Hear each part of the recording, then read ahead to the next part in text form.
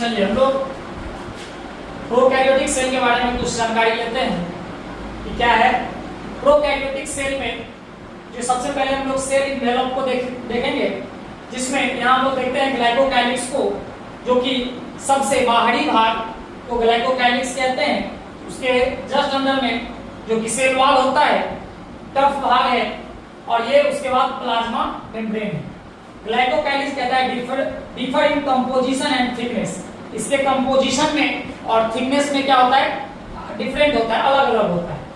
जो loose sheet होता है, जिसे हम लोग स्लाइम लेयर कहते हैं, और जो ठीक होता है, टफ होता है, उसे हम लोग कैप्सूल कहते हैं।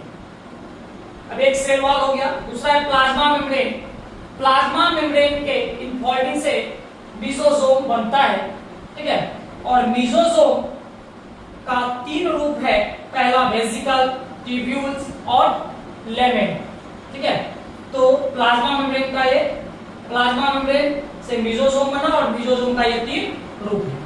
दूसरा है प्रोकैरियोटिक सेल में जो राइबोसोम पाया जाता है, वो 70S राइबोसोम पाया जाता है।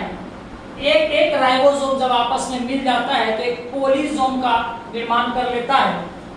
यहाँ जो ये 70S राइबोसोम है, अगर इसका सब यूनिट का बात करेंगे तो एक होता है 30 और दूसरा होता है 50S, ठीक है।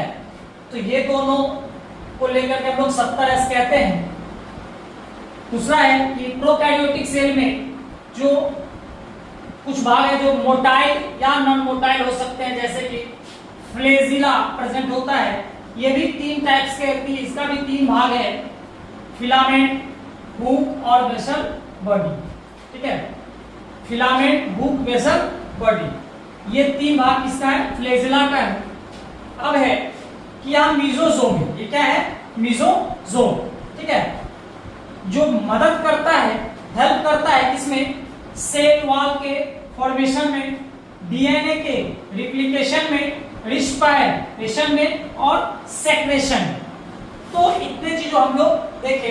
यहाँ एक और देखे थे कि राइबोसोम कितना है, 70S, जिसका 2 सब यूनिट होता है, 30S और 50S, ठीक है। दोनों को मिलाकर के हम लोग क्या करते हैं, 70S राइबोसोम पाया जाता है। किसमें, प्रोकैरियोटिक सेल में।